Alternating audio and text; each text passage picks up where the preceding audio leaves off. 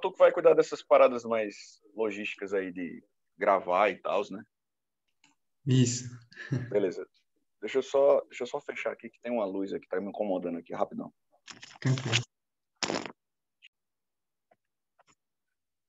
Agora sim. Agora tudo certo. Bem, então bom dia aí, não só para Ítalo, bom dia para quem mais estiver por aí. Eu não sei quem está por aí. Eu vejo que Platão e Aristóteles estão aqui, mas e uma galera e um bicho folgado aqui que está deitado. Esse bicho aqui é muito folgado, cadê? Esse bicho aqui. O bicho está bem de boa aqui. Massa. Inveja dele. Gostaria de estar assim, dormindo. Mas vamos nessa. Provavelmente, bom dia, alguém respondeu, que legal, olha aí. Né? Temos pessoas, né, que respondem quando o professor diz bom dia, isso é muito massa. E aí eu quero recomendar aí, olha aí, mais pessoas aí dando bom dia, olha aí, que legal. Bom dia para geral, diretamente de Mangabeira para o mundo, está aqui o professor Kraus, para quem não conhece, né? E estamos aí para bater um papo de filosofia e sociologia, que é muito importante aí para a prova, né, que vocês estão se aproximando. Basicamente, um texto da prova de humanas corresponde justamente à filosofia e sociologia, então a gente não pode vacilar com isso, fora que tem aquele rolê do repertório sociocultural, né? Eventualmente, aquilo que a gente aprende numa aula de filosofia e sociologia pode também ser utilizado, né, a nosso favor aí para poder aumentar a nota da redação, né? Vocês sabem que a parte majoritária, digamos assim, dos concorrentes de vocês não escrevem lá muito bem, né? É uma pena, né? O estudante brasileiro tem dificuldade de escrever porque não lê, né, principalmente. E porque o sistema educacional também é essa maravilha que nós temos.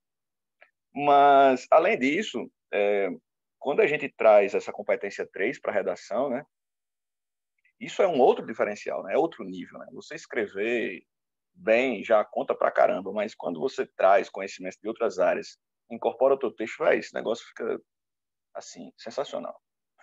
E aí me pediram um material, eu mandei um material com algumas questões. Evidentemente, essas questões não vão se repetir no Enem, mas os temas e os pensadores e, enfim, essas discussões, elas podem aqui ajudar muito você a mandar bem na prova, certo? Então, eu imagino que você já esteja com material. Eu estou com o meu aberto aqui no computador, eu estou acompanhando aqui a aula pelo computador e pelo celular. E aí a primeira questão, ela diz assim, acompanha aí. Todas as coisas humanas têm dois aspectos. Para dizer a verdade, todo este mundo não é senão uma sombra e uma grande aparência. Mas esta grande e interminável comédia não pode representar-se de um outro modo. Tudo na vida é tão obscuro, tão diverso, tão oposto, que não podemos nos assegurar de nenhuma verdade. É um texto aí do Erasmo de Roterdã, que está lá presente. É um trecho que está no Elogio da Loucura. Erasmo de Roterdã foi um dos primeiros pensadores a contribuir para o surgimento da modernidade. Nesse texto, de 1509, pode-se considerar moderno. Então, é muito importante a gente ter esse diálogo com pensadores ditos modernos, em especial porque esse momento, modernidade, é um momento muito, mas muito importante dentro do Enem. Né? É um recorte cronológico que traz muitas questões. Modernidade e antiguidade na prova de humanas domina assim, disparado, assim, quando se trata de filosofia e sociologia em especial. E aí vem o Erasmo. O Erasmo ele é considerado um dos grandes pensadores do Renascimento. Que você que estudou bem história aí ao longo do ano sabe que o Renascimento é a primeira temporada do que nós chamamos de modernidade, né? Foi durante o Renascimento que nós tivemos aí uma mudança de mentalidade caracterizada por alguns elementos. E aí a aula que nós estamos tendo aqui, esse encontro aqui, ele não é um monólogo. Né? Eu não vou ficar aqui, né, trocando ideia comigo, olhando para a tela. Eu vou, em algum momento, esperar que você dê um feedback, não apenas do bom dia. E eu queria saber de você, que está acompanhando essa aula aqui do professor Kraus. Que características a gente pode, ou qual a principal característica que a gente pode atribuir a essa mentalidade renascentista? Se a gente tivesse que traduzir esse jeito de pensar renascentista, disseram que é racionalismo, obrigado pelo feedback. Cíntia está dizendo humanista. Gostei das duas respostas, gostei muito. Mas alguém se arrisca ou Tá aqui de boa só essas duas pessoas aqui que participaram. Caramba, é hedonismo também, velho. Putz, pegou pesado agora, hein? Se eventualmente alguém quiser ligar o microfone para responder, também fica de boa. Né? Eu até prefiro, porque fica um contato mais humano dentro do possível, né? E aí temos pessoas respondendo com o homem no centro do universo, universalismo, ciência. Tudo que vocês estão falando está dentro do pacote. Agora chegou o antropocentrismo. Mas eu diria o seguinte, eu diria que quando nós pensamos o renascimento, a principal marca é o humanismo. Embora tudo que vocês falaram faça parte do pacote, o humanismo é o que melhor traduz esse momento, o renascimento, né? Quando a gente vai falar de racionalismo, por exemplo, e quando a gente vai falar de antropocentrismo, eu poderia considerar um desdobramento desse sentimento humanista. E o que é humanismo? O humanismo é uma tentativa de valorizar o ser humano, uma tentativa de entender o ser humano, de entender os seus atributos, né? E era algo que estava perdido. Perdido desde quando? Desde a antiguidade, porque durante a Idade Média nós sabemos que o teocentrismo foi a base dessa maneira de pensar, né, predominante ali no Ocidente. Então Erasmo, ele era um pensador humanista. Só que o detalhe é que Erasmo, ele era um cara que era monge. Então ele era um cara da igreja. Então ele deveria defender o quê? O teocentrismo. Mas ele estava defendendo o humanismo. Ele já trazia dentro de si esse sentimento moderno que a questão diz. E o que é o sentimento moderno? É um sentimento de abandono desse pensamento teocêntrico, desse pensamento mais pautado por questões sobrenaturais, por questões religiosas, e é um pensamento que se aproxima de tudo que vocês falaram. Um pensamento que se aproxima do antropocentrismo, que se aproxima da ciência, que se aproxima da razão, que valoriza demais a razão. E que também vai beber muito da experiência, né? Vai exigir provas. Então, o pensamento moderno ele vai nessa linha. E aí a questão exige de nós, vamos dizer assim, qual é o traço peculiar de Erasmo que faz dele um cara moderno.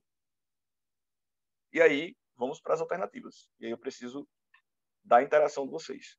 A letra A está dizendo que o elogio da loucura é vista como uma forma sofisticada de sensibilidade. A letra B está dizendo que temos o caráter obscuro e sombrio da vida, na qual o homem deve mover-se pela fé. A letra C está dizendo a ausência de verdades absolutas em contraste com as verdades do clero. A letra D está dizendo que a ideia de que o mundo é uma comédia e nós, homens, devemos nos divertir. A letra E está dizendo a ideia de que o mundo é aparência, mera representação do plano divino. A partir do que você já sabia, do que você já tinha estudado, e com base naquilo que eu acabei de comentar, qual seria a alternativa que você iria marcar e que você iria preencher a bolinha no gabarito assim com convicção? Beatriz disse letra C. Júlia, letra C. Romário, letra C. E aí tá vindo mais letras Cs aqui. Muito bom. Muito bom. Então, quem falou letra C acertou geral. E eu estou muito feliz assim, porque é um sinal de que vocês estão com uma bagagem massa, né? Uma bagagem massa de filosofia e sociologia. Erasmo de Roterdã não é um dos pensadores mais falados quando se trata de renascimento. Vocês devem saber que quando se trata de renascimento, nós temos inclusive um campeão de aparições no Enem. Quem é o pensador renascentista que é campeão de aparições no Enem? Vocês sabem? Alguém sabe? Galileu. Galileu apareceu recentemente, inclusive. Mas não temos uma grande quantidade de questões sobre Galileu, não, no Enem. Mas tem um pensador renascentista que é top 3 pensadores mais cobrados na história de todo o Exame Nacional de Ensino Médio. Eu dei uma dica? Uma dica.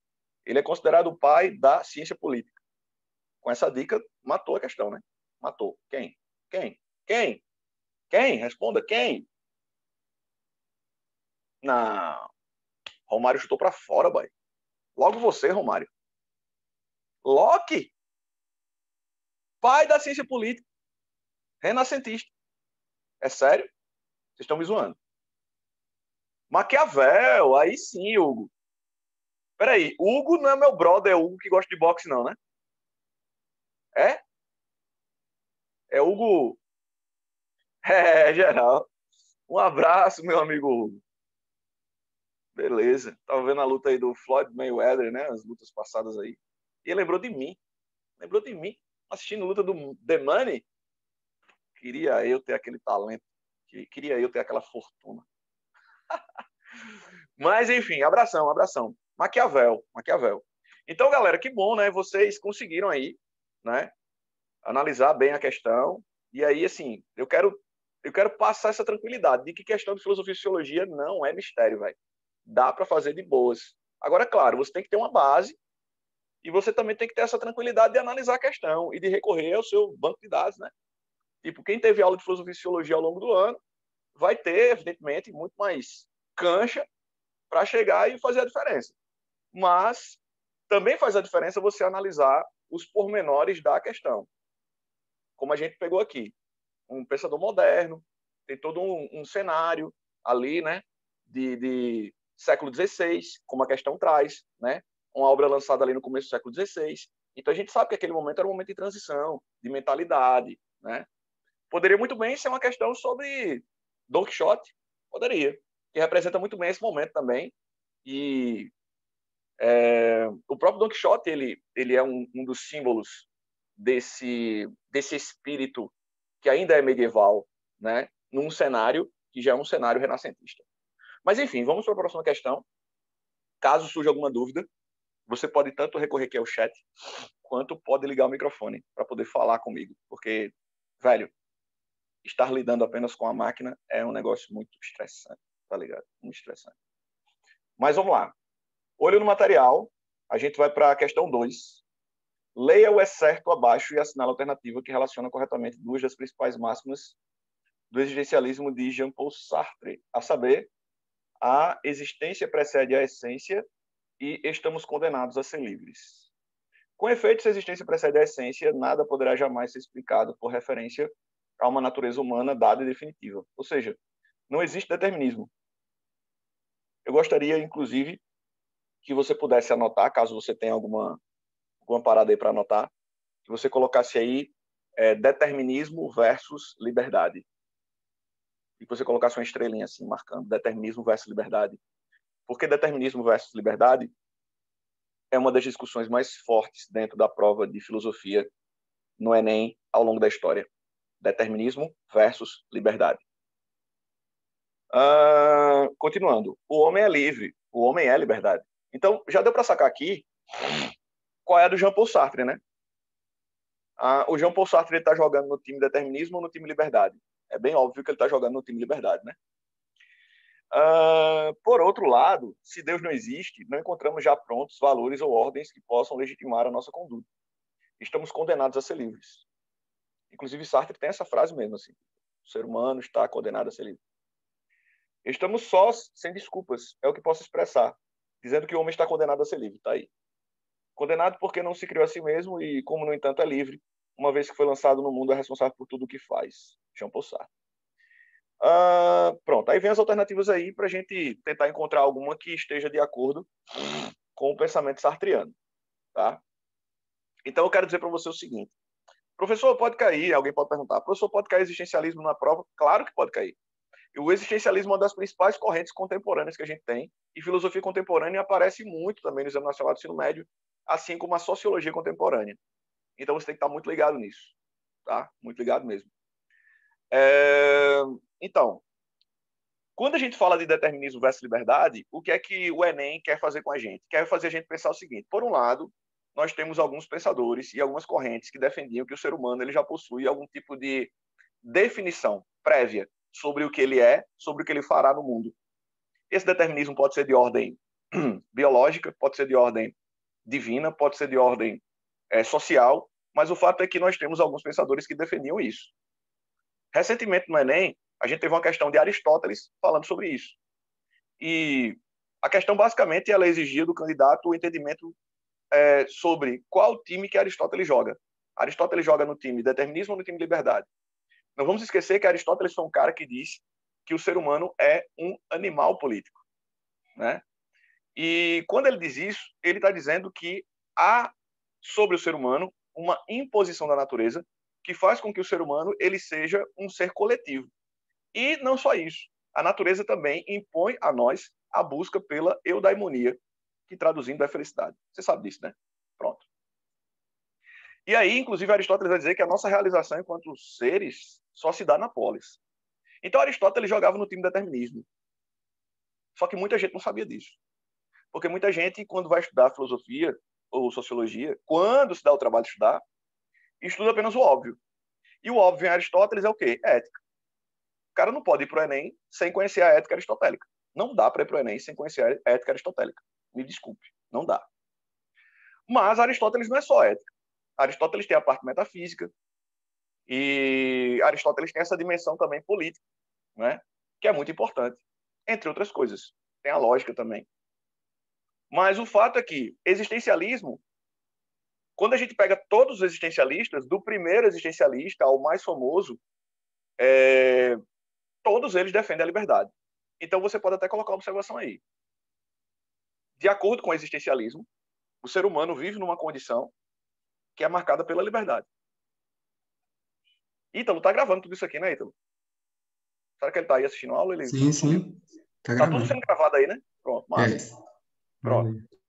Porque eu tô perguntando isso porque, de repente, como eu falo, e às vezes eu falo muito rápido, alguém pode sentir, né, com vergonha assim de dizer, professor, tal, repete aí, pá. Mas tem a gravação também. Mas eu posso repetir caso alguma coisa passe batida aí, você é só falar comigo. Então, os existencialistas defendem a liberdade. Eu falei do primeiro existencialista, aquele que é considerado o primeiro existencialista foi um pensador dinamarquês chamado Kierkegaard. E para quem não lembra, Kierkegaard, além de ser considerado o primeiro existencialista, ele era um existencialista cristão. E aí, quando a gente encontra Sartre, qual é a grande diferença entre Sartre e Kierkegaard? Alguém sabe? Quem acompanhou as minhas aulas ao longo do ano sabe. Mas eu quero testar. Caramba, Júlia, boy, disse que Sartre é ateu. Abraão disse que existencialismo ateu e cristão. Abraão. Caramba, velho. Assim, eu terminei. Eu estou orgulhoso de vocês.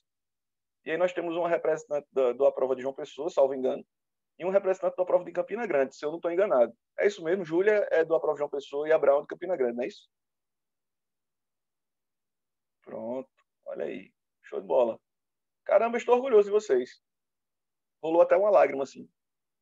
Aqueceu meu coração. Porque vocês conseguiram mandar bem aí na resposta. De fato, Kierkegaard, ele defende um existencialismo. Eita, caramba, Abraão botou aqui. Meu professor é muito bom. Caramba. Aí eu não aguento, brother. Eu sou muito sensível. Eu vou até... Caramba, vou esconder minhas lágrimas aqui, velho. Estou chorando. Esconder minhas lágrimas. Porque, caramba, isso é... A gente trabalha com tanto amor, sabe? E quando a gente tem esse feedback, assim, das pessoas, a gente fica emocionado. Então, eu quero que você entenda, de uma vez por todas, que os existencialistas, eles defendem a liberdade. Que no caso de Kierkegaard, ele vai dizer que, por mais que o ser humano seja livre, quem fez o ser humano livre e pode ajudar ele a superar essa condição, porque, segundo os existencialistas, essa liberdade ela traz um peso de angústia, né? Se dar conta de que a gente é livre, traz esse peso, né? Quando você se dá conta assim, caramba, eu tenho que dar um rumo à minha vida, né? Como diz pai e mãe, eu tenho que dar um rumo à minha vida. Eu tenho que decidir a minha vida. Isso é uma parada muito, muito séria. E a gente sente esse peso. No caso de Kierkegaard, ele vai dizer que nós temos esse apoio de Deus. E aí, se você conseguir se desvencilhar da vida em sociedade, das suas exigências, e também de um espírito hedonista, né, que ele chama de estádio estético, você pode recorrer a esse salto na fé que fará você ter uma vida de contato com Deus, que pode resolver, equacionar esse problema da existência. No caso de Sartre, Sartre vai dizer que nós estamos sozinhos. Não tem Deus. Se não tem Deus, não tem Criador. Se não tem Criador, quem é que tem que definir o seu próprio projeto de vida? Cada um de nós. Inclusive, tem uma frase do Sartre que diz isso. Cada um deve inventar o seu próprio caminho. Olha que frase. É uma frase bonita, né? Cada um deve inventar o seu próprio caminho. É uma frase bonita, mas, ao mesmo tempo, é pesado. Porque inventar um caminho dá trabalho. E, como diria o grande filósofo já falecido Chorão, do Charlie Brown Jr., cada escolha é uma renúncia e isso é a vida, né? Então, Sartre está dizendo que nós estamos condenados à liberdade e essa condenação, tipo, a gente não pode fazer nada para mudar isso. E somos totalmente livres e totalmente responsáveis por aquilo que somos. Inclusive, tem um conceito chamado má-fé, você pode anotar, má-fé, que poderia dar uma boa questão de Enem. O que é má-fé em Sartre? Má-fé em Sartre é quando... É uma expressão que eu estou utilizando agora, tá? Má-fé é de Sartre.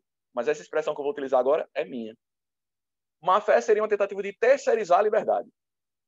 E automaticamente a responsabilidade também. É quando você permite que alguém escolha por você. Agora, por exemplo, nesse momento de transição de escola, universidade, né? Você tem que escolher um curso. E muitos, vocês sabem disso, de repente tem até alguém aqui que é vítima desse processo, muitos sofrem pressão familiar para fazer um determinado curso. Deixa eu até fazer uma pesquisa. Tem alguém aí que está sofrendo pressão familiar sobre um determinado curso? Se você sentir a vontade para dizer que está sofrendo pressão familiar, diga. Se você não quiser compartilhar, também fica de boa. É só dizer que sim ou que não. Não vou fazer maiores perguntas, não. Tem alguém aqui na aula que está sofrendo algum tipo de pressão? Ou a família de vocês é bem good vibes, assim, bem zen, né? Pai e mãe são hips e eles não estão nem aí, assim, do ponto de vista de pressionar. Fique à vontade, meu filho, escolha o que você quiser. Ah, eu quero fazer arte na praia. Vá lá, seja feliz, né? Aparentemente todo mundo está de boa, é? Deixa eu perguntar aqui para as pessoas, as últimas que reagiram aqui.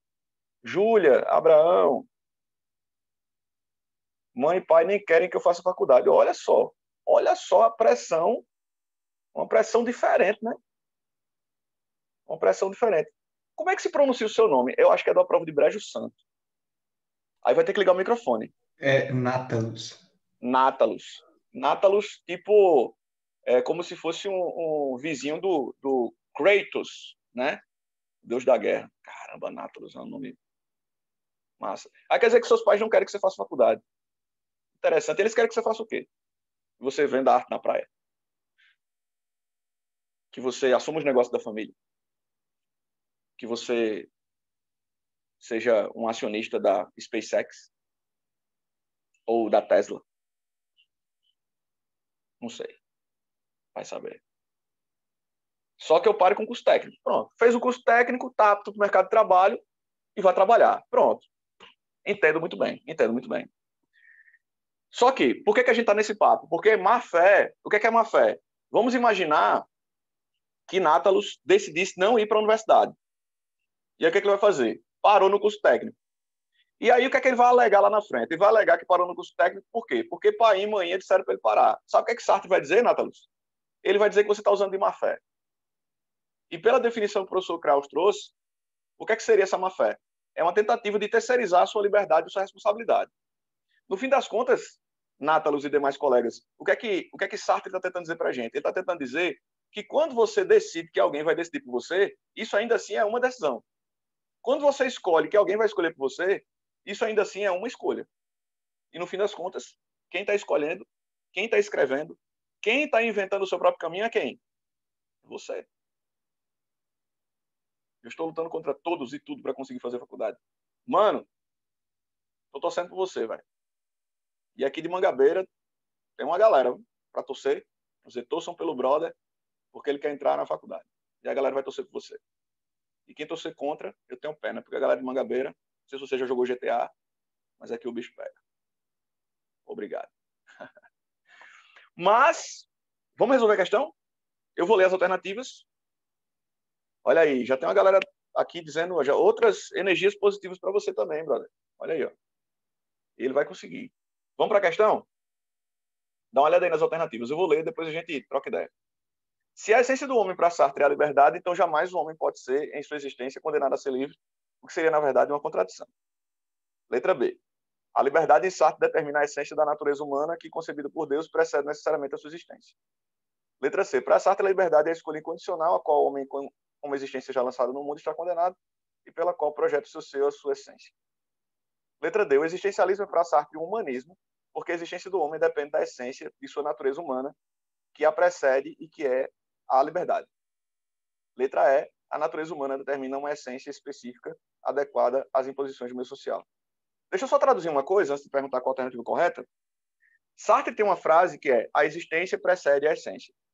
E o que diabos é essa essência? A essência é justamente essa definição, esse sentido, esse significado que o indivíduo atribui para si mesmo. É ele se construindo. Então, quando Sartre diz a existência precede a essência, essa é uma declaração de crítica ao determinismo, a qualquer forma de determinismo. Ele está dizendo que primeiro o indivíduo existe, para depois ele definir aquilo que ele é.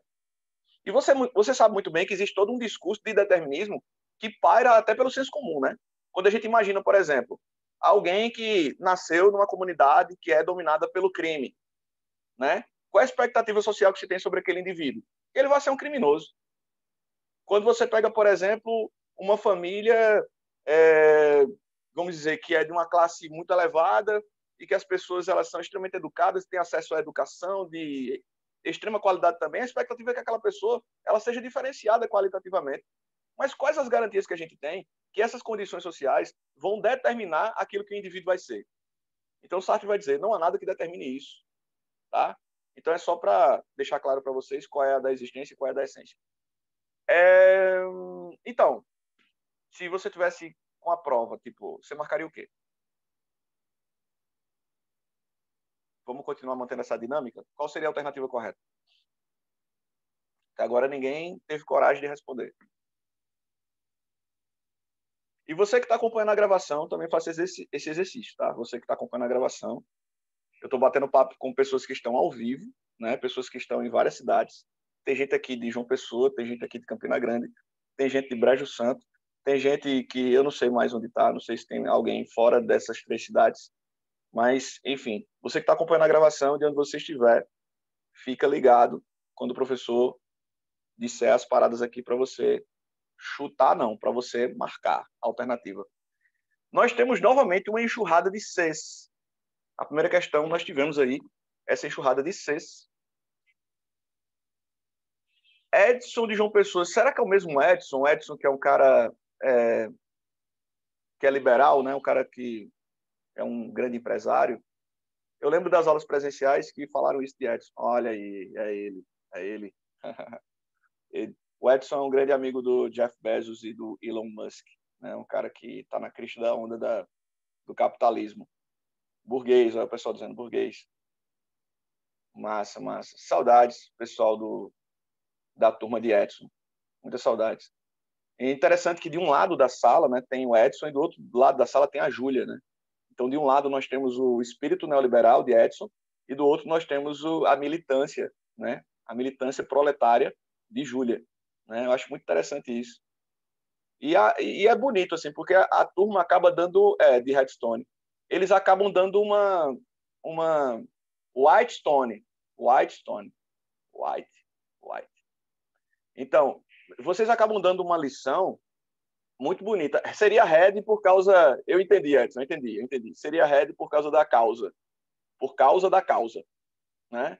Ideológica e tal. Entendi. E vocês acabam dando uma lição para essa sociedade polarizada de que é possível ter a coexistência de ideologias diferentes, né? Então, Edson, por mais neoliberal que ele seja, por mais burguês que ele seja, ele convive muito bem com Júlia, que é nitidamente uma personificação de Angela Davis com Simone de Beauvoir e Rosa Luxemburgo. Caramba, agora foi do caramba agora essa parada. Mas, enfim, letra C. Vocês acertaram. Pelo que eu lembro, vocês acertaram. Deixa eu ver aqui. Vocês acertaram geral, velho. Vocês estão mandando bem pra caramba. Eu estou muito orgulhoso de vocês. Acertaram. Então, vamos para a próxima já, para adiantar, né? Para a gente ganhar tempo. Vamos para a próxima. Questão 3. Vi os homens sumirem-se numa grande tristeza. Os melhores cansaram-se das suas obras. Proclamou-se uma doutrina e com ela circulou uma crença. Tudo é oco, tudo é igual, tudo passou. O nosso trabalho foi inútil, o nosso vinho tornou-se veneno. O mal-olhado amareleceu-nos os campos e os corações. Secamos de todo e se caísse fogo em cima de nós, as nossas cinzas voariam em pó. Sim, cansamos o próprio fogo. Caramba! Todas as fontes secaram para nós e o mar retirou-se. Todos os solos se querem abrir, mas os abismos não nos querem tragar. Meu amigo, Que texto, hein? Nietzsche, Assim Falou Zaratustra. Meu amigo, sensacional. Passou o Enem, olha, fica uma dica de leitura. Assim Falou Zaratustra, de Nietzsche. O texto exprime uma construção alegórica que traduz o entendimento da doutrina nihilista, uma vez que, eita caramba, para acertar essa questão, o candidato ele tem que saber o que é nihilismo. Em especial, ele tem que entender qual a aplicação que Nietzsche faz do termo nihilismo. Diga aí. Que negócio massa do caramba. E aí, eu gostaria de saber se alguém ao longo do ano estudou Nietzsche. Alguém estudou Nietzsche? A pergunta vale para você que está vendo a gravação também. Você estudou Nietzsche? Responda. Você estudou Nietzsche? E ao estudar Nietzsche, você se deu conta desse aspecto nihilista da filosofia nietzschiana, né? Mas vamos lá. E aí, alguém estudou Nietzsche ao longo do ano? Responde aí no chat. E aí? Romário estudou. Valeu, Romário. Nosso camisa 11 estudou geral. Júlio estudou Nietzsche. Mais alguém estudou Nietzsche? Se você não estudou, diga, eu não estudei. Pode botar aí também. Eu quero saber. É uma enquete. Eu gosto de fazer enquetes. Inclusive, eu tenho feito muitas enquetes no meu Instagram recentemente. @professor Krause, para quem não conhece. Hoje, por exemplo, eu tenho um grande desafio. Foi justamente a enquete que eu postei antes da aula. Que tudo bem que essa semana é uma semana de muito trabalho, mas vai ter um momento hoje que eu vou ter que estar em 3 lugares ao mesmo tempo. Como eu vou fazer isso? Eu não sou Goku. Eu não sou Naruto. Eu não sou Neo, né? De Matrix. Eu não sou. Como farei? Não sei. Veremos. Então, as pessoas estão dizendo aqui que estudaram Nietzsche. E outras pessoas ficaram em silêncio apenas observando. Mas vamos tentar entender niilismo. O termo niilismo, ele vem de nihil, que significa nada ou negação, ou vazio. Então, quando Nietzsche ele emprega o termo niilismo, existem várias interpretações, mas a básica é usar o termo niilismo para negar ou rejeitar qualquer tipo de verdade que se propõe a ser absoluta. Qualquer tipo de verdade, melhor dizendo. O niilismo é uma postura diante da vida de negação de sentido da mesma. O niilista, ele não acredita que a vida faça sentido. O niilista, ele não acredita que nós tenhamos, de fato, uma verdade que sustente essa nossa aventura, que é existir. Então, o niilista, ele não está preocupado com o sentido das coisas. Ele, na verdade, convive muito bem com a ausência de sentido, com a ausência de uma lógica, de uma razão nas coisas que possam acontecer. Deu para entender? Eu acho meio complicado explicar niilismo sem ter um certo apelo poético, né? A Alessia está dizendo que deu para entender, Cíntia também. Que bom, fico feliz. Deu geral, massa. E agora, com base nisso que o professor falou, poderia dizer que o niilismo seria a ruptura com os padrões da realidade? Total, total. Ruptura ou rejeição. Você rejeita os padrões, você rejeita aquilo que é celebrado como verdade, você rejeita essa visão de mundo que te aponta um caminho, sabe? A vida é isso aqui, essa definição. E não é bem por aí, segundo Nietzsche, certo? Ele não é o único filósofo que vai enveredar nessa seara niilista. Antes de Nietzsche, quase que imediatamente antes de Nietzsche, nós temos algum grande pensador significativo que também era niilista? Me digam aí um pensador significativo antes de Nietzsche. Eita caramba, Abraão tá afiado, brother. Ele já veio com Schopenhauer. Vocês conhecem Schopenhauer? Será que a galera conhece Schopenhauer? Abraão, acho que a galera não conhece Schopenhauer, velho. Só você conhece. Alguém conhece aí? Olha aí. Romário conhece. Nátalos não conhece. Cíntia não conhece. Ah, agora a Nátalos disse, Schopenhauer. Viviane está dizendo que conhece Schopenhauer. Viviane, você conhece? Você gosta do Schopenhauer? Hein, Viviane? Você gosta de Schopenhauer? Ela falou sim, eu quero saber se você gosta dele. Maria Rita está dizendo que nunca nem viu. Maria Rita, Schopenhauer é o pai do pessimismo. Ele é o cara que, entre outras coisas, diz que a vida ela é basicamente uma experiência marcada pela dor e pelo sofrimento. Certo? Ele também vai negar que a vida ela tenha sentido e que haja algum Deus. Schopenhauer também vai defender uma filosofia dentro dessa perspectiva do ateísmo. É o que eu estou falando, Viviane. Olha, o Schopenhauer ele é o pai do pessimismo. Ele vai dizer que nós somos feitos de vontade. A vontade é como se fosse a soma dessas energias que nos impulsionam a viver. E a vontade, ela lança a gente para o mundo para buscar as coisas que a gente acredita que estão faltando dentro de nós. Porque o ser humano ele tem essa coisa da falta. E aí a gente é levado a desejar. A gente é levado a desejar. Só que perceba, Viviane, que quando a gente deseja, e Maria Rita, que não conhece, né? Quando a gente deseja, a gente está em busca de quê? A gente está em busca da satisfação, não é isso? Só que quando a gente alcança o objeto do nosso desejo, embora a gente sinta algum tipo de prazer ou contentamento, a satisfação vem? A satisfação não vem. Porque logo, aquele prazer momentâneo, ele dá lugar novamente a uma busca. Já para analisar que a gente está sempre buscando, logo aquele contentamento de ter alcançado o objeto que a gente desejava dá lugar ao vazio, dá lugar ao tédio, dá lugar ao sofrimento, à angústia. E a gente continua nessa, né? Carregando dentro de nós esse sentimento de vazio, essa incompletude e sempre procurando fora de nós algo para preencher. Só que a gente nunca consegue preencher. E aí a vida ela é muito marcada, né? O pêndulo de Schopenhauer. Conhece a expressão pêndulo de Schopenhauer? Tá ligado o pêndulo? Um pêndulo? Olha, um pêndulo. A gente deseja e aí vai em busca da satisfação. Quando a gente chega lá, a gente até experimenta alguma coisa boa, mas logo depois a gente sente o vazio de novo, a gente volta. Quando a gente volta, o que é que acontece? A gente deseja de novo. E aí fica nessa. A vida é isso. Ó. É a repetição desses ciclos. Schopenhauer foi um grande niilista. Um grande niilista aí que veio depois de Nietzsche foi o pensador existencialista, absurdista, o Albert Camus. Certo? Então, tá vendo como é bom a gente pegar uma questão e a gente ir além do que é óbvio nela, literal nela? A gente acaba falando de outras coisas que também são pertinentes. Então, vê só. Vamos para as alternativas. Reforça a autonomia humana, letra A. Letra B, exalta os valores culturais, letra B. Critica as desigualdades, letra C. Expressa a ausência de sentido, letra D. Rejeita o senso crítico, letra E.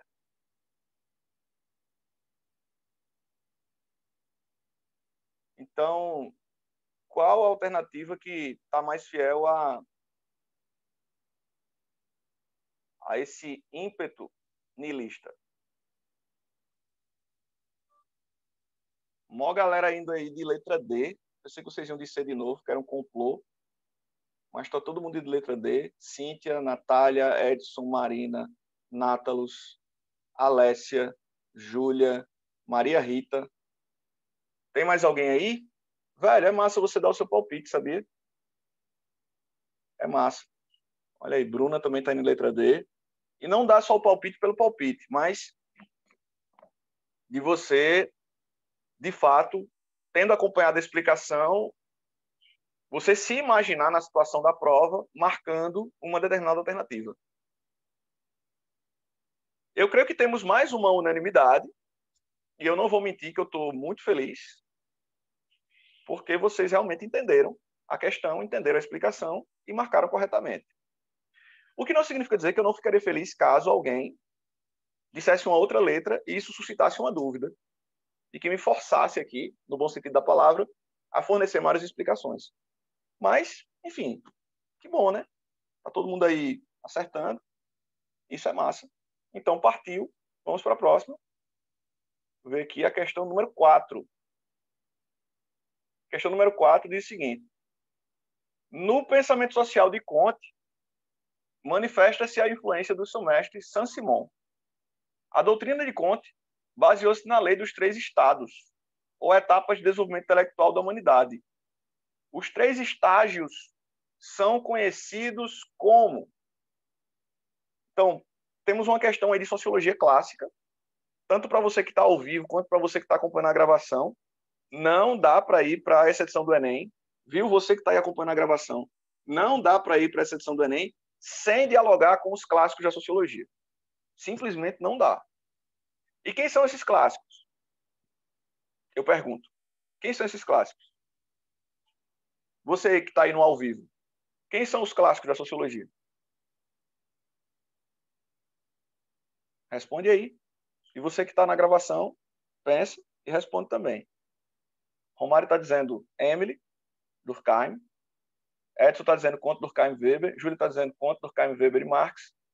Nátalo está dizendo os 3 porquinhos. Weber, Durkheim, Comte. Comte, Durkheim, Weber. Vocês viram a resposta de Júlia? E vocês estão percebendo por que Júlia é militante? Canhota? Por que Júlia é canhota? Ela foi a única que citou o nome de um cara. Além do que vocês citaram. Claro que é, Júlia, você está certa. Você está certa. Eu não estou dizendo que você está errada. Eu estou dizendo que você foi a única que trouxe. E não foi por acaso. Foi você que pintou Pedra Branca de vermelho. Não podia, né? Não podia ser de outra forma, cara. Se entregou, não foi, Edson? Se entregou. Então, vê só. Presta atenção. Nós temos aqui os 4 clássicos e eu acredito muito nessa prova que vocês vão fazer, na força da possibilidade de aparição de 3. Marx, não que ele não seja importante, mas nós percebemos que questões mais críticas, contextualizadas, com um maior embate, assim, elas perderam um pouco de força. Claro, a gente estuda também quem foi influenciado por Marx. Mas levando-se em conta também que nós não temos aparições recentes de Weber, de Durkheim e do próprio Comte, nós temos aparições recentes de pensamentos que foram baseados ou influenciados pelo marxismo, mas nós não temos recentemente questões que tragam essa influência positivista, essa influência funcionalista, ou a influência da sociologia compreensiva do Max Weber. Então, preste muita atenção nisso, anote, né, que você precisa dar uma última olhada nas suas anotações sobre Comte e o positivismo, Durkheim e o funcionalismo, e Weber e a sociologia compreensiva. Não dá para ir para a prova sem isso, até porque quando a gente pega a sociologia que vem depois desses caras, né, ela é totalmente baseada neles. Comte era positivista. E o que significa? Positivismo vem de pensamento positivo, mas não vem apenas disso. O positivismo ele vem de uma inspiração com relação à ciência da natureza, então ele busca a neutralidade na análise do objeto de estudo que é a sociedade, e além dessa neutralidade, a aplicação de métodos científicos que possam trazer para a gente, de fato, aquilo que é o fenômeno social. E para isso, Comte ele parte do pressuposto que as leis da natureza elas acabam também determinando o funcionamento da sociedade. Então, a sociedade ela possui leis gerais. Ou seja, em qualquer momento da história, em qualquer lugar que a gente tenha sociedade, nós vamos ter aquelas mesmas leis vigorando. Saca? É a mesma estrutura. Agora, evidentemente, o Comte leva em consideração que a partir dessas estruturas, a partir dessa lei, dessas leis que são determinadas pela natureza para a sociedade, nós temos variações que vão se dar principalmente com o tempo, né? Interessante também observar que o positivismo ele tem uma visão bem evolucionista da história, né? Aconteça o que acontecer, catástrofe, guerra, revolução, crise, a visão do positivismo é de que as estruturas sociais elas vão sendo aperfeiçoadas. E bons termômetros que nós temos para avaliar esse desenvolvimento, tanto em Comte quanto Durkheim, são justamente os sistemas jurídicos e os sistemas políticos. Com o aperfeiçoamento das leis e com o aperfeiçoamento dos sistemas políticos, nós temos a percepção clara de que a sociedade ela está evoluindo, ela está se desenvolvendo, tá? Então, isso é muito importante. E nesse cenário surge a Lei dos Três Estados. A Lei dos Três Estados é uma hipótese levantada por Comte a respeito de quais são os degraus, quais são as etapas que serão cumpridas, né, nesse desenvolvimento inevitável ao longo da história de qualquer coletividade. E aí eu pergunto, eu não vou nem olhar para as alternativas, vocês têm um material aí? Quem está acompanhando no ao vivo também tem um material, né? E aí você pode olhar e eu quero que você me responda. Quais são esses 3 degraus na sequência lógica postulada por Comte, desse desenvolvimento da sociedade? Vamos lá? Responder? Quem está acompanhando a gravação responde, quem está aqui no ao vivo responde, quem está no ao vivo vai responder no bate-papo. Teológico, metafísico, positivo, estou dizendo aqui, nós temos praticamente uma unanimidade, mais uma vez. Ou vocês estão combinando, ou realmente a gente está vivenciando um fenômeno muito positivo aqui de aprendizagem, onde as pessoas realmente estão por dentro dos assuntos. Isso é muito bom. Geral está indo aqui em teológico, metafísico, positivo. Deixa eu fazer uma pergunta. Vocês estão certos, tá? Eu estou muito feliz com isso. Mas deixa eu fazer uma pergunta. Se a gente pegasse uma era da história do Ocidente e a gente tivesse que comparar com o estado positivo, o estado positivo seria sinônimo de qual era? De qual era da história do Ocidente? Alguém sabe? Caramba, Júlia já veio em cima, velho. Modernidade, muito bem. Valeu, Abraão, também está por dentro da parada. O estado positivo é justamente aquele momento onde uma coletividade ela amadurece de tal forma, as estruturas sociais amadurecem de tal forma que são baseadas naquilo que a ciência, naquilo que a racionalidade apresenta. E esse é um cenário que é basicamente o que nós entendemos como modernidade, certo? Muito bem, vocês estão de parabéns. Espero que vocês que estejam acompanhando a gravação também estejam nessa mesma vibe. E aí a gente vai para a próxima questão, que é a questão número 5. Tá? Questão número 5. Solidariedade orgânica e solidariedade mecânica são conceitos propostos pelo sociólogo francês Émile Durkheim para explicar a coesão social em diferentes tipos de sociedade. De acordo com as teses desse estudioso, nas sociedades ocidentais modernas prevalece a solidariedade orgânica, onde os indivíduos se percebem diferentes, embora dependentes uns dos outros. A lógica do mercado capitalista, entretanto, baseada na competição individualista em busca do lucro, pode corromper os vínculos de solidariedade que asseguram a coesão social e conduzir a uma situação de anomia. De acordo com os postulados de Durkheim, podemos compreender que o conceito de anomia indica. E é o seguinte, a gente sai de um clássico e vai para o outro. Durkheim. Durkheim é o cara que vai, de fato, propor uma leitura da sociedade a partir de um objeto que é o fato social. E o que é o fato social? O fato social é uma coisa, é um objeto, né? E que diz respeito a estruturas coletivas que fazem a sociedade funcionar. O principal exemplo que nós temos de fato social é a família. Nós já temos outros exemplos aí, né? A gente pode citar a igreja, a gente pode citar o próprio suicídio é um fato social. E aí todo fenômeno coletivo que a gente acaba encontrando na sociedade e que acaba afetando as pessoas e que também possui algumas características que eu vou citar mais adiante, a gente pode chamar de fato social. E Durkheim é um cara que vai propor que o nosso estudo da sociedade seja feito do macro para o micro, do coletivo para o indivíduo. Durkheim também é um cara que vai dizer que o ser humano é um ser social. Tá? Aquilo que Aristóteles disse lá na Antiguidade, Durkheim ele reforça de uma maneira mais profunda, mais científica, evidentemente, mais aprofundada. O ser humano é um ser social, ele precisa da coletividade, ele precisa dessas estruturas, ele precisa estar integrado a essas estruturas. Família, escola, igreja, o Estado dando suporte. Há uma interdependência entre essas estruturas sociais para manter a ordem, certo? Então, é muito importante que a gente tenha essa visão, inclusive para a redação, de que Durkheim atribui uma grande responsabilidade para as estruturas coletivas, justamente de incluir as pessoas. Então, um termo que está muito em pauta nos últimos anos, como inclusão social, é uma coisa que Durkheim vai dizer que não é luxo inclusão social, é uma obrigação inclusão social.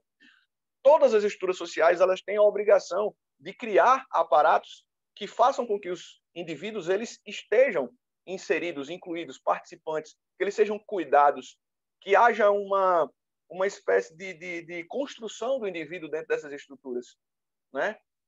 Durkheim é um cara que preza muito pela ordem social, pelo controle social, tá? Então, nessa perspectiva, a gente precisa dizer que as principais características, ou melhor dizendo, as características dos fatos sociais são coercitividade, generalidade, exterioridade. E o que significa? Coercitividade significa coerção, né? A pressão, a força, a influência que o fato social exerce sobre o indivíduo. A generalidade significa que o fato social ele se manifesta de forma ampla e geral por todo o corpo social. Então, por exemplo, nós não temos família apenas numa cidade, apenas num estado, apenas numa cultura. Nós temos outras organizações familiares. E a exterioridade significa justamente que o fato social ele existe independente da gente, antes da gente, e que ele também se impõe sobre a gente. Então, é um fenômeno que ele está acima de nós. Não há nada que o indivíduo, né, de forma unilateral e absoluta, ele possa fazer contra um fato social. Qualquer mudança social só se dá coletivamente. Em Durkheim, tudo é interpretado, compreendido por uma via coletiva. E a gente precisa levar isso em conta. E aí o Durkheim vai dizer, o segundo foi generalidade. Generalidade significa que o fato social ele não é exclusividade de uma cultura, de uma sociedade. Generalidade significa que o fato social ele se manifesta de forma geral e ampla. Então, como eu citei família, a gente não tem família só no Brasil, né?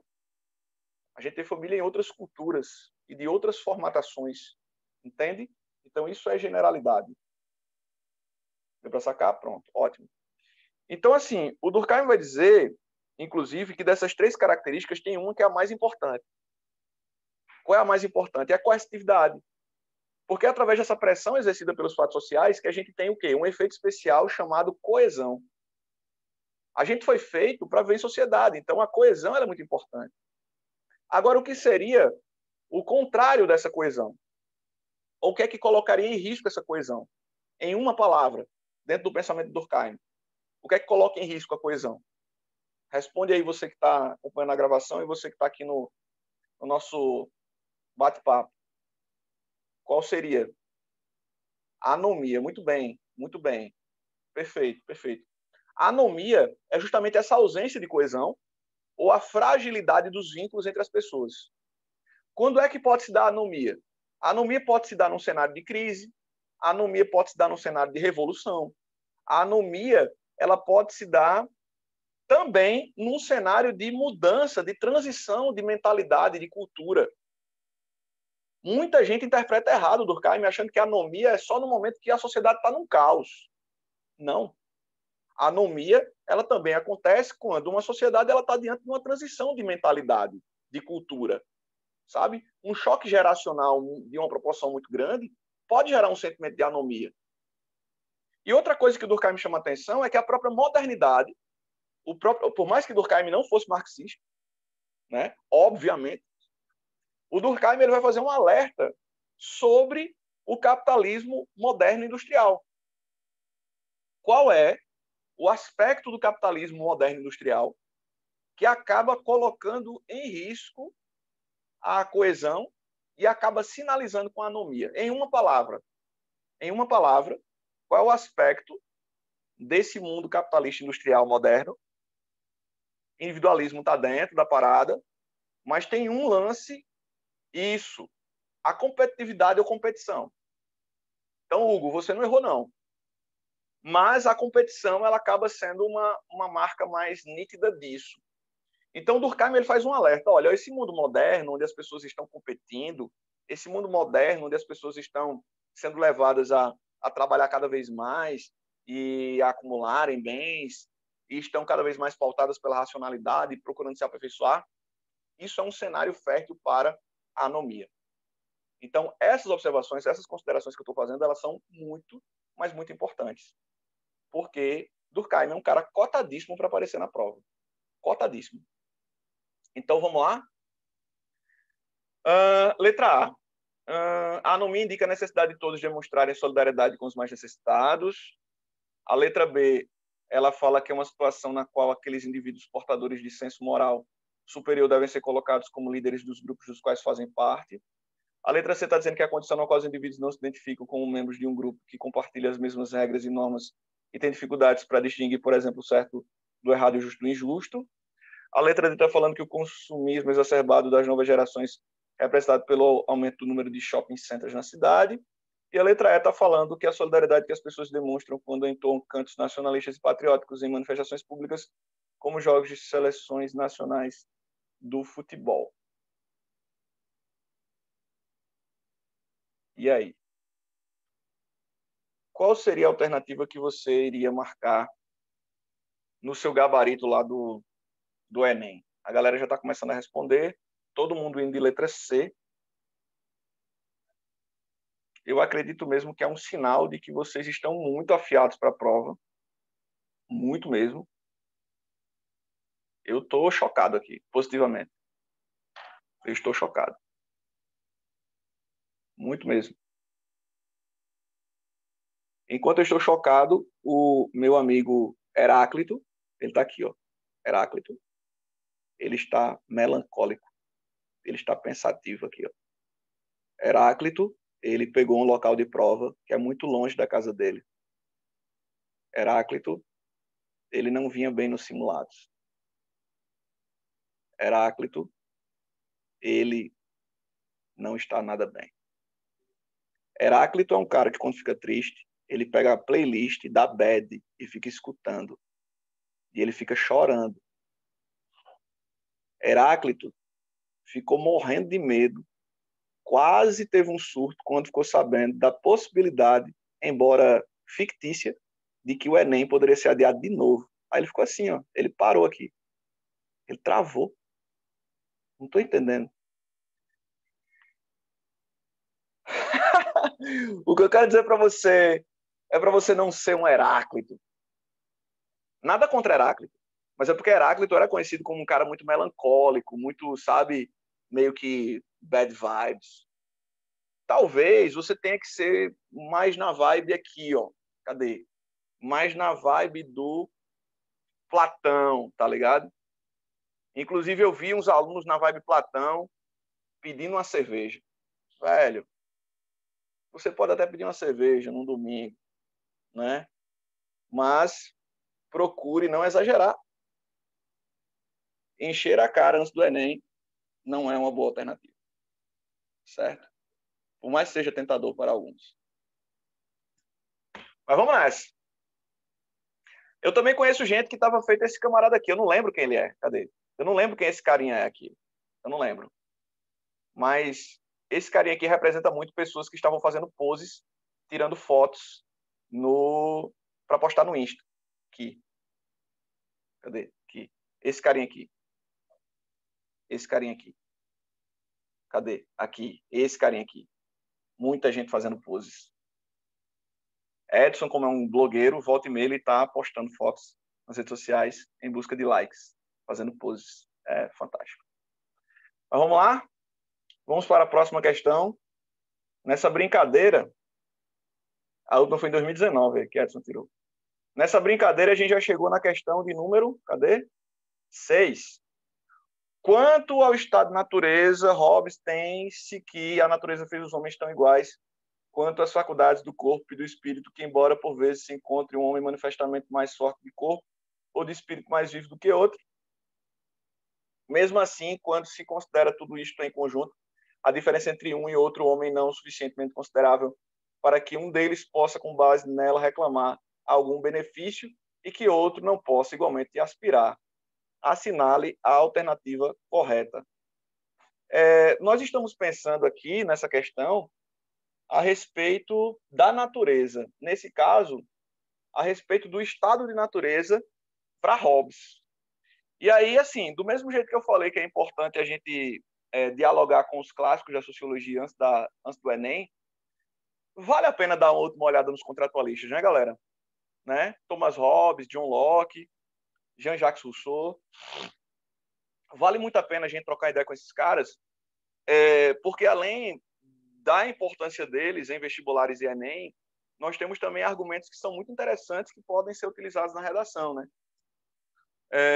O Hobbes, assim como os outros contratualistas, ele vai levar em consideração a hipótese do estado de natureza, né?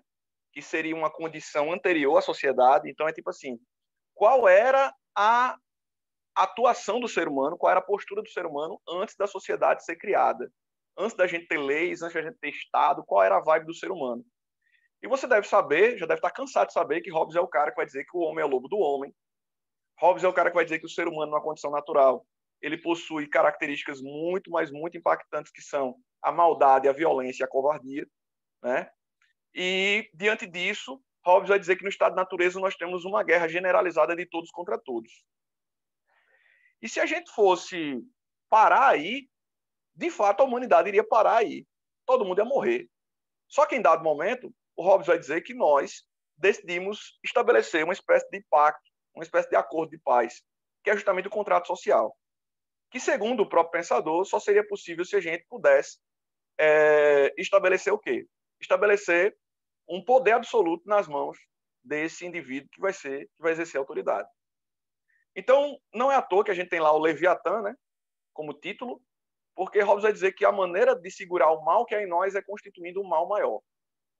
Então, não é à toa também que Hobbes é um defensor do absolutismo monárquico. Para ele, essa é a única maneira da gente conseguir viver de boas, saca? Mas aí, é importante também levar em consideração o seguinte: Hobbes vai dizer que a gente carrega dentro de si esse estado de guerra até a morte. Ou seja, se o governante, ele de repente for destituído do poder e a gente tiver uma nação sem um monarca absolutista, o que é que acontece com a sociedade? Ela retorna para o estado de natureza. Ou seja, ela retorna para o estado de guerra generalizado de todos contra todos. É isso que Hobbes vai dizer. E aí, eu quero, toda vez que eu falo de Hobbes, eu faço alusão a um filme que eu acho que nas aulas presenciais ainda a gente viu isso, né? Uma Noite de Crime representa muito bem isso que Hobbes está dizendo, né? Na ausência de um poder coercitivo, a gente volta para o estado de natureza, e aí a sociedade ela tende a se dividir entre aqueles que vão se esconder, né? E aqueles que vão dar vazão a toda a sua agressividade, a toda a sua violência. No caso do filme, é para purificar, né, a sociedade. Tem essa doideira lá no filme.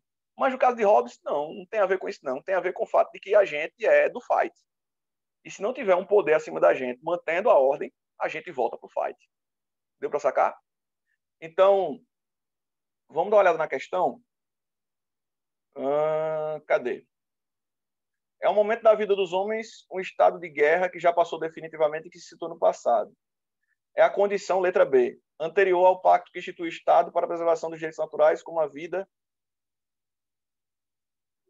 Ele fala de criminalidade. Olha, Abraão, a criminalidade só existe quando a gente tem um contrato social que estabelece o que é certo e o que é errado. Não é assim só com Hobbes, é com os outros também. Letra C, é o estado para o qual o homem recai quando dá dissolução e enfraquecimento do poder soberano. Letra D, é a tendência natural que os homens têm de associarem-se uns aos outros, pois não são capazes de satisfazer suas necessidades sozinhos. E a letra E diz que é a condição da vida dos selvagens encontradas nas Américas. A pergunta que não quer calar, e ela está valendo para você que está acompanhando a gravação, e também está valendo para você que está aqui no ao vivo. Se você tivesse que ir para o gabarito, preencher a bolinha, a famosa bolinha, qual seria?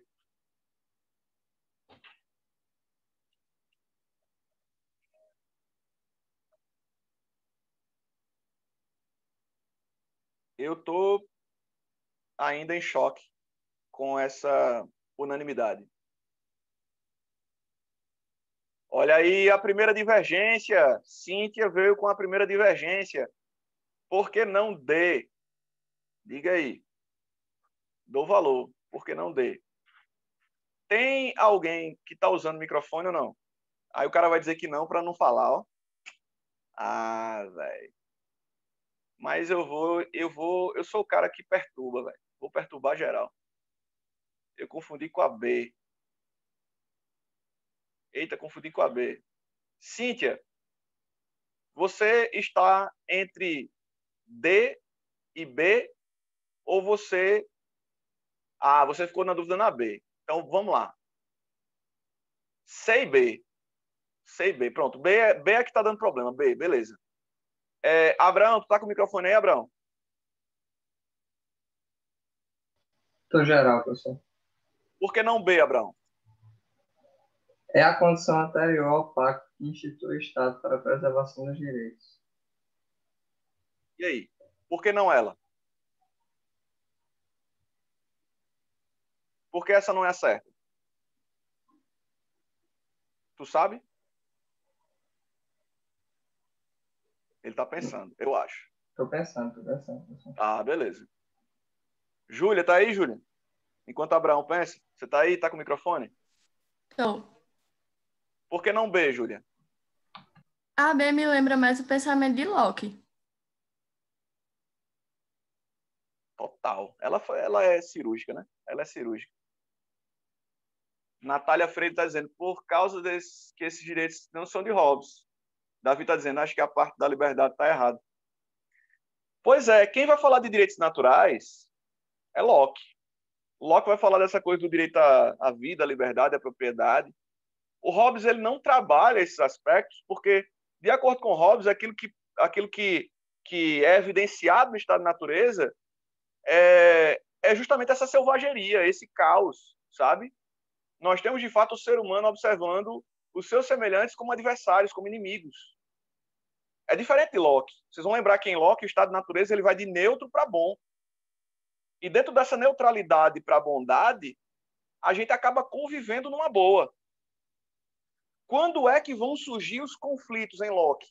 Os conflitos em Locke surgem por causa da ausência de parâmetros, né, para poder regular a ação das pessoas. É aquilo que eu estava falando para o Nátalos, né? A noção de certo e errado ela surge com um contrato social. Então, antes do contrato, mesmo que as pessoas em Locke fossem de neutras para boas, elas não tinham um discernimento do limite da ação delas. Então, em Locke, o conflito surge a partir da ausência de parâmetros e de um excesso de liberdade. E é Locke que trabalha essas concepções de que antes do contrato a gente tinha esses direitos naturais. Em Hobbes, o que é natural é o fight. Eu acho que todo mundo se deu por satisfeito agora, né? Todo mundo ficou de boa agora? Eu acho que rolou, né? Pronto, show de bola. E assim, Cíntia, essa parada rolou por sua causa, velho. E isso foi bom. Isso foi bom. Esse moído aí, né? Que a gente vinha na unanimidade, né? Aí você foi e botou uma pimentinha. E por que não isso aqui? Tá ligado? Aí foi massa. Então, vamos continuar? A gente saiu da questão 6, foi? A gente dá para 7 agora, não é isso? Ou eu tô ficando doido? É, a 7, né? Uma das principais expressões da arte grega, o teatro, tem suas origens ligadas às dionisíacas festas em homenagem a Dionísio, deus do vinho. 2 gêneros clássicos do teatro grego originaram-se destes festivais. São eles. Então, vamos lá. Esse tipo de questão pode aparecer. Eu imagino uma questão sobre cultura grega com, por exemplo, um texto de Nietzsche. Tem um livro do Nietzsche intitulado O Nascimento da Tragédia, que inclusive é o livro que eu recomendo que você leia, caso você queira ter um primeiro contato com Nietzsche. Tem gente que vai logo para o Zaratustra e dá um nó na cabeça do cara, mas O Nascimento da Tragédia é um livro muito maneiro porque vai falar justamente desse interesse que o Nietzsche tem pela cultura grega, pela filosofia grega. E aí o Nietzsche ele vai falar justamente sobre como os deuses gregos eles eram representações humanas. E vocês sabem disso, né? Vendo as aulas de história, vocês viram que os deuses gregos eles eram antropomórficos.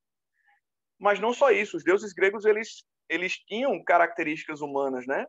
Desvios de conduta, os deuses gregos eles mentiam, invejavam, eles se vingavam, eram capazes também de fazer coisas boas, mas eles faziam um monte de besteira também, né? E o Nietzsche ele vai perceber ao longo da história da cultura grega que 2 deuses acabavam representando. Kratos resolveu, muito bem. E aí o Nietzsche vai perceber que tem 2 deuses que representam muito bem aquilo que nós somos. Esses deuses são quem mesmo? Quais são os 2 deuses que Nietzsche vai identificar que representam muito bem aquilo que nós somos? Dionísio e Apolo. Muito bem. Caramba, Marina. Marina, você é de qual a prova? Só para saber aqui. De Campina Grande. Muito bem, Marina. Caramba. Mandou bem. Apolo é um deus que representa muito mais esse nosso lado equilibrado, ponderado, né? O nosso lado racional. Enquanto Dionísio, que era o deus do vinho, né? ele vai representar mais esse nosso lado passional, esse nosso lado mais impulsivo, né, mais carnal, né? E Nietzsche ele vai dizer que nós somos as duas coisas, nós somos o apolíneo e o dionisíaco, né? E aí tem toda uma crítica de Nietzsche, né, ao que a cultura grega acabou fazendo, né, com relação a esses dois valores, né, o valor apolíneo e o valor dionisíaco, e vocês devem saber, acompanharam as minhas aulas, sabem que Nietzsche vai identificar e criticar o fato de Apolo ter sido exaltado e Dionísio ter sido negligenciado. Mas quando Dionísio estava em alta, foi o que aconteceu. O que aconteceu foi o que a questão disse para a gente. A gente tem um monte de festa. Dionísio era o deus mais popular na Grécia, né? Afinal de contas, né? O deus da farra. Imagina, hein, Edson? O deus da farra. Não tinha outro, né? É o cara que todo mundo vai celebrar. É o deus mais querido mesmo. E aí, o que é que vai acontecer? Você tem festas populares, os chamados ditirambos, que, guardadas as proporções, as devidas proporções, eram como se fossem blocos de rua, onde as pessoas iam festejar, tomar vinho, comer pra caramba, dançar. E muitas pessoas iam também se fantasiar, né? Se fantasiavam de criaturas mitológicas, se fantasiavam de um monte de coisa aleatória, de animal, enfim. E é justamente das festas feitas para Dionísio que surge o quê? Qual é a coisa maravilhosa artisticamente que surge a partir dessas festas feitas para Dionísio? Vamos lá? Você que está na gravação, você que está no ao vivo, o teatro. Muito bem. Larissa, do Aprova João Pessoa. Ela perguntou, mas é isso mesmo, Larissa. O teatro surge dessas festas feitas a Dionísio. E qual foi o primeiro gênero que apareceu? Né? As pessoas começaram a representar situações do cotidiano, né? Muita coisa ali que tinha a ver com os sentimentos, né? Com a vida. E qual foi o primeiro gênero que se destacou quando o teatro apareceu? A pergunta para geral. Tragédia. Muito bem, a tragédia. E a tragédia, muita gente não entende o termo tragédia, mas tragédia tem a ver com algo que é inevitável. A tragédia é algo que, por mais que a gente lute contra, vai acontecer. A gente emprega a palavra tragédia no dia a dia de uma forma um tanto quanto equivocada, né? Porque muita coisa que a gente chama de tragédia podia ter sido evitado, né? Tem alguns países aí, por exemplo, que elegeram alguns presidentes e a galera diz isso é uma tragédia. Não, podia ter sido evitado, né? Às vezes acontece, sei lá, como aconteceu aqui no Brasil, esse lance de barragens como Brumadinho e Mariana, podia ter sido evitado. Não podia ter sido evitado? Podia, a galera, tragédia, não. Então, e na interpretação grega, na cultura grega, o trágico é aquilo que tem a ver com um desígnio ou uma imposição dos deuses, né, sobre alguns personagens. Principais escritores de tragédia na história da Grécia: Ésquilo, Sófocles, Eurípides. E, posteriormente à tragédia, vai surgir também uma maneira de não só de escrever, mas também de fazer teatro, que tem a ver com críticas e sátiras de ordem política. Qual é o gênero que vai surgir depois da tragédia e que tem essa pegada mais de crítica e sátira à vida social e política? A comédia. Muito bem, Viviane, muito bem, Edson. Então, a gente praticamente respondeu a questão. Concordo que a gente respondeu a questão? Qual a alternativa correta?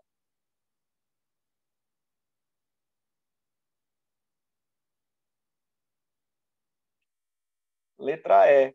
Muito bem. Vamos para o número 8? Número 8.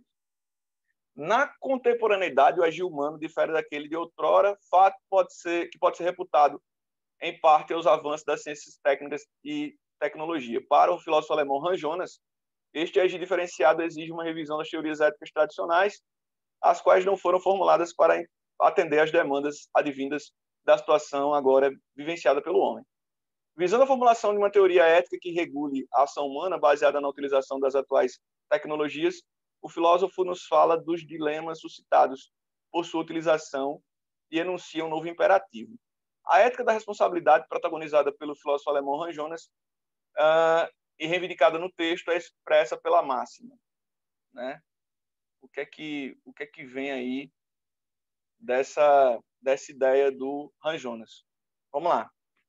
O Hans Jonas é um dos grandes pensadores contemporâneos aí que contribuíram significativamente com debates relacionados à o progresso técnico, o progresso científico, o desenvolvimento da sociedade. E eu acredito que é um cara que pode aparecer, tem tudo para aparecer no Enem, e também tem tudo para ser usado por você caso o tema da redação ele tenha algum tipo de link possível com ele. Porque vamos lá, o Ran Jonas, quando ele vai falar sobre essa ética da responsabilidade, ele está levando em consideração que, de fato, ao longo da história, o ser humano ele demonstrou uma profunda capacidade de se relacionar com a natureza para desenvolver técnicas e ferramentas que viabilizassem uma vida melhor, né? E aí nós temos a ciência, a tecnologia como grandes expressões disso, e nós sabemos, assim como Ran Jonas sabia, que a ciência e a tecnologia elas estão aí respirando o progresso continuamente. Todo dia a gente tem uma nova tecnologia, todo dia a gente tem um desenvolvimento de alguma coisa, só que o desenvolvimento tecnológico, o desenvolvimento científico, ele tem um preço. Esse preço passa tanto pela exploração da natureza, quanto pelos impactos que vão ser causados pelos resultados desses desenvolvimentos, desses aperfeiçoamentos. Então, o Ran Jonas ele pensa o seguinte, beleza, nós temos demandas hoje, nós temos necessidades hoje, nós temos problemas sérios e urgentes para serem resolvidos hoje. Só que a gente precisa entender que nós vamos deixar um legado para o futuro. E esse legado não se resume apenas às ferramentas tecnológicas. Como é que será possível a vida no futuro, por exemplo, se a gente não tiver natureza? Como é que será a vida no futuro se a gente não tiver camada de ozônio, se a gente não tiver água potável, se a gente não tiver um ar que seja minimamente respirável, né? Como é que vai ser? Como é que a gente vai viver? Então, por mais que nós tenhamos demandas hoje, por mais que nós tenhamos que investir no progresso hoje, ele não pode ser a todo custo, ele não pode ser para qualquer caminho. Então, o que é que o Ran Jonas propõe? Ele propõe uma ética da responsabilidade que se refere a uma reflexão sobre o que nós estamos fazendo hoje e os prováveis impactos que isso vai causar no amanhã. Então, ele é muito lembrado como um cara que está preocupado com a sobrevivência das futuras gerações. A gente não vai parar o desenvolvimento da tecnologia e da ciência, não é isso que ele está dizendo. Mas nós precisamos ter um desenvolvimento responsável. Sacou? A gente não pode assumir uma responsabilidade com o presente e esquecer o futuro. Está dando para entender o que eu estou falando? Está claro para vocês o que eu estou falando? E aí, quando você fizer sua anotação, você coloca aí a palavra bioética.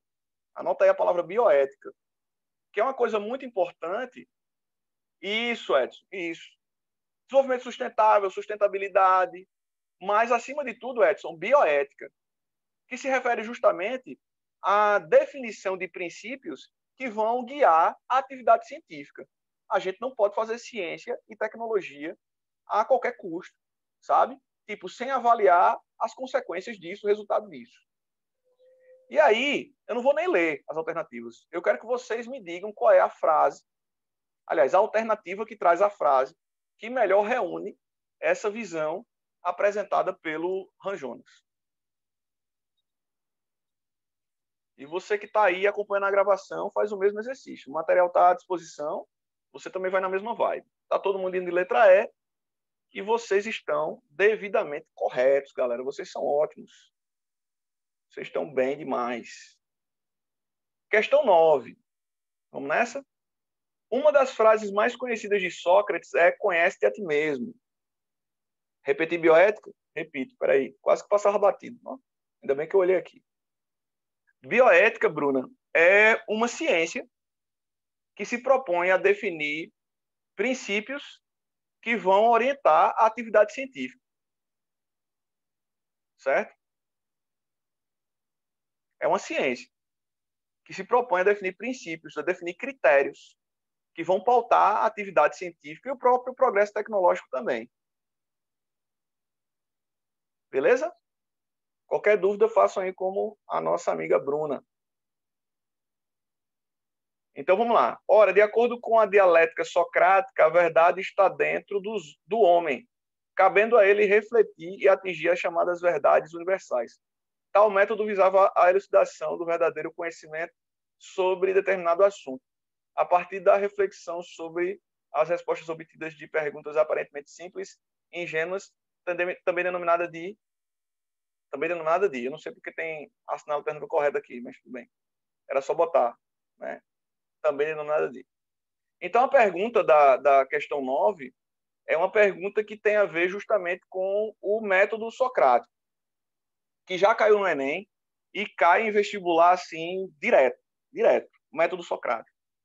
E assim, por mais que a questão ela seja fácil para quem estuda Sócrates, eu quero aqui lembrar vocês de algumas coisas. Primeiro, e aí quem estudou Sócrates vai me ajudando aí.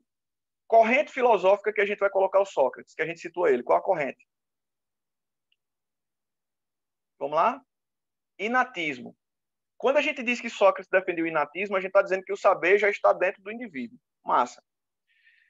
Quando o Sócrates identifica que o saber está dentro do indivíduo, ele vai considerar que esse saber é verdadeiro e universal. Tá? Sócrates não era relativista. Quem eram os relativistas que tratavam com Sócrates?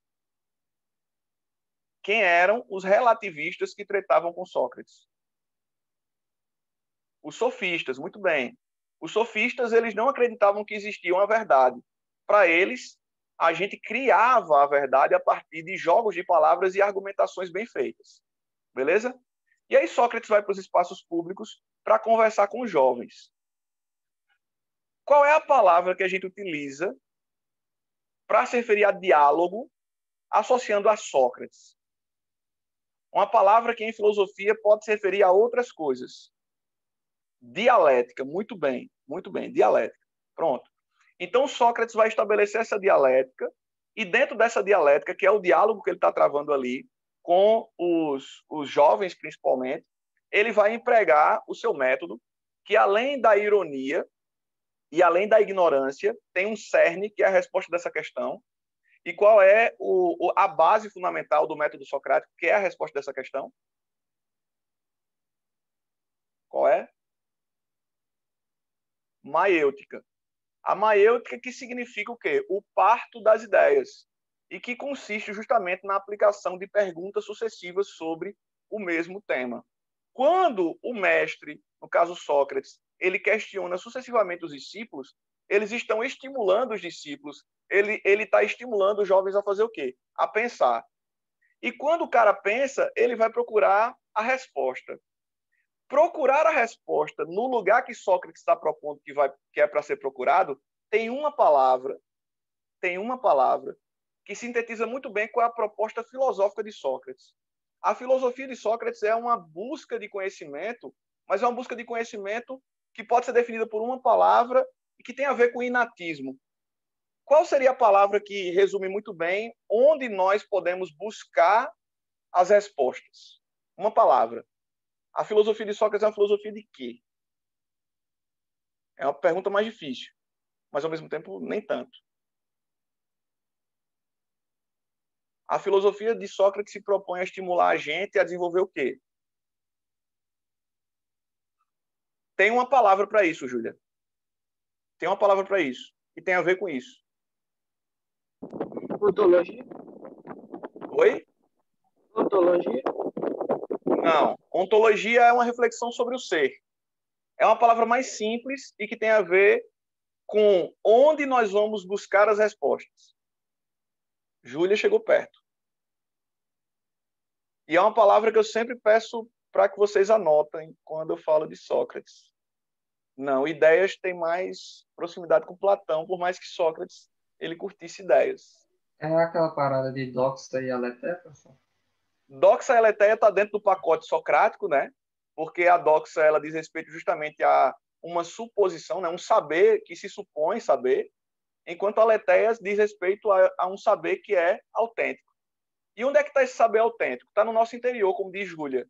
E qual o movimento que a gente tem que fazer para procurar essas respostas? Essa aletheia. Tem uma palavra, que é uma palavra composta, inclusive. Me ajudem. A filosofia de Sócrates é uma filosofia do... Me ajudem. Uma palavra composta. Eu vou ter que responder, eu não acredito. Eu vou ter que perguntar aqui a Platão. Platão está aqui do meu lado. Romário agora se inspirou. Aporia é uma coisa muito importante, viu, Pietra? E que bom que você trouxe a palavra aporia. A aporia diz respeito justamente àquele momento onde o interlocutor de Sócrates ele não tem mais respostas. É quando dá aquela tela preta, sabe, Pietra? E aí o cara não sabe para onde ir, aí ele só vai dizer o quê? Não sei. O não saber, Pietra e demais colegas, é uma coisa ruim para Sócrates? Não, não é uma coisa ruim. O não saber é o primeiro e fundamental saber. Então, obrigado pela pergunta, mas a resposta do que eu estava perguntando, anote. Autoconhecimento. Autoconhecimento. Reconhecer a ignorância é o primeiro e fundamental saber que a gente encontra dentro da gente. E esse movimento reflete o que é a proposta da filosofia de Sócrates, que é ser uma filosofia do autoconhecimento. Beleza? Vamos para a última questão, para a gente almoçar? A expressão desenvolvimento sustentável é amplamente empregada para designar a preservação da natureza, com vistas à promoção de uma maior conscientização ambiental na sociedade. Esse termo designa especificamente. Interessante, né? A questão 10 ela tem uma relação muito próxima com o que a gente falou na questão 8, em Han Jonas. E eu quero que vocês estejam preparados. Essa questão não foi posta aí à toa. Eu quero que vocês estejam preparados para esse tipo de questão. Por quê? Porque é muito provável que a gente tenha discussões de cunho ambiental na prova, né, desse ano. E aí eu não estou me referindo a acontecimentos do ano 2020, sabe? Tipo, se você for olhar para o Enem, você vai perceber que a prova nunca é uma retrospectiva do ano. Mas nós não tivemos problemas ambientais apenas em 2020. Nós temos problemas ambientais que vêm se alastrando há muito tempo. Inclusive, o Brasil ele sediou um encontro, e aí eu quero que vocês anotem isso, o Brasil sediou um encontro na década de 90 para discutir, naquela época, o grande problema que era o aquecimento global, que foi a ECO ou Rio 92. Né? Naquele momento, o grande problema, outras coisas foram discutidas, como a questão da água potável, do lixo, desmatamento, mas o aquecimento global ele foi a pauta prioritária no ano de 1992. E um dos grandes resultados desse encontro de 92 foi o agendamento de outros encontros, justamente para poder desenvolver e aprofundar discussões e compromissos assumidos pelos países. Um dos encontros mais importantes foi no Japão, na cidade de Kyoto, onde nós tivemos ali a assinatura do protocolo de Kyoto, que previa a redução da emissão de gases poluentes, né? CO2 e CFC em especial. E a participação dos Estados Unidos era muito importante, embora os Estados Unidos tivessem assumido uma posição assim de defesa do protocolo, logo depois eles meio que sabotaram o protocolo de Kyoto. E um dos encontros que foi marcado também foi um encontro que iria acontecer 20 anos depois, ainda na cidade do Rio de Janeiro, que foi a Rio+20. Né? Então, no ano 2012, aconteceu o Rio+20, e uma das pautas prioritárias foi justamente essa questão do desenvolvimento sustentável, né? Da sustentabilidade e tal. Então, quando a gente fala de desenvolvimento sustentável, a gente está falando justamente da satisfação de necessidades da geração atual, da sociedade atual, sem comprometer a geração futura, as gerações futuras.